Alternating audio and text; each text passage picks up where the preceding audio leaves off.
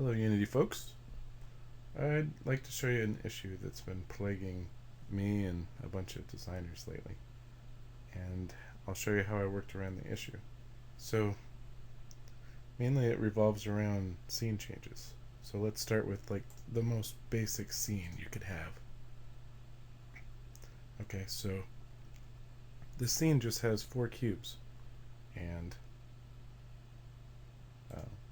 let's say you just want to do a simple change of possibly deactivating one. And that's all you do.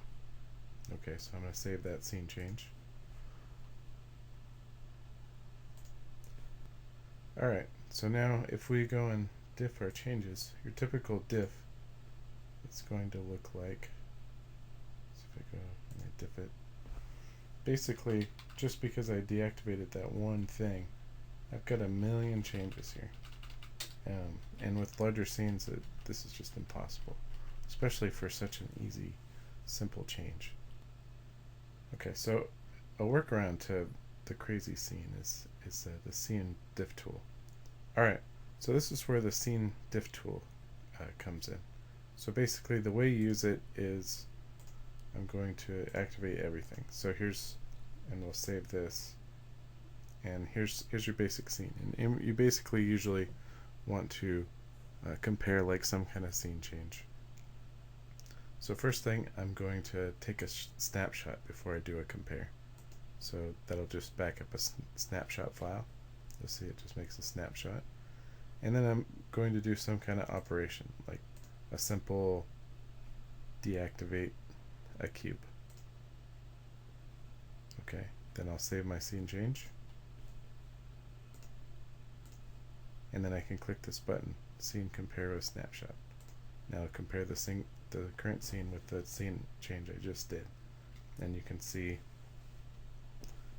instead of having all those tons of changes, now we're just looking at, oh, I deactivated cube 2, which is way easier to manage than all those changes. So let's do some more. Deactivate a few different cubes. Now, if I just do a file save of the scene change, I can compare what I just did with the snapshot manually, pop that into SceneMerge, and again you see all those crazy changes. Who knows what happened? Or I can just compare the current scene change, which was deactivating these 3 items, with the snapshot, and I can see, oh, I just deactivated 3 items. Cube 2, cube 4, cube 3 were deactivated. Pretty straightforward. Okay, so when you're doing these compare and snapshots, it basically creates a backup, and you're comparing looking at a backup.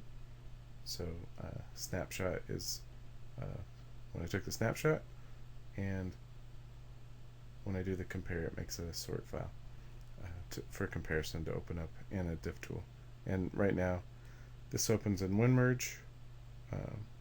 I'll make that configurable on Windows, SceneMerge on Windows, and with you have to have Xcode installed on Mac, and it'll use file merge. Okay, this last option is sort and save scene, and that does exactly what it sounds like. It's the current scene that's loaded. You click that, it's going to sort it and save it and reload it. And now you typically always, before you check in, you just want to always sort and save the scene. And then, so I'll check in. So let's say, okay, so we made some changes. Okay, so if you sort and save the scene before I check in, that means the next time around, when you've activated some items, okay, I'll save that. Now I can sort and save this scene,